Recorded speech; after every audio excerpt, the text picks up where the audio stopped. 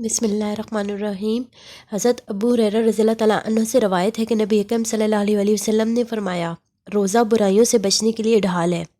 جب تم میں کوئی صائم روزے سے ہو تو فحش باتیں نہ کرے اور نہ نادانی کرے۔ اگر کوئی آدمی اسے جھگڑا کرے یا گالی گلوچ کرے تو اسے کہہ دے کہ میں روزے سے ہوں، میں روزے سے ہوں۔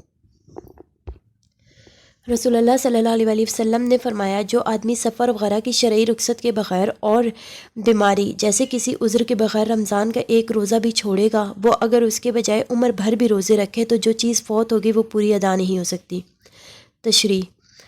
حدیث کا مدعا اور مطلب یہ ہے کہ شرعی عذر اور رخصت کے بغیر رمضان کا ایک روزہ دانستہ چھوڑنے سے رمضان المبارک کی خاص برکتوں اور اللہ تعالیٰ کی خاص الخاص رحمتوں سے جو محرومی ہوتی ہے، عمر بھر نفل روزے رکھنے سے بھی اس محرومی اور خسران کی تلافی نہیں ہو سکتی۔ اگرچہ ایک روزے کی قانونی قضا ایک ہی دن کا روزہ ہے، لیکن اس سے وہ ہرگز حاصل نہیں ہو سکتا جو روزہ چھوڑنے سے کھو گیا۔ پس جو لوگ بے پرواہی کے ساتھ رمضان کے روزے چھوڑتے ہیں وہ سوچیں کہ وہ اپنے آپ کو کتنا نقصان پہنچاتے ہیں۔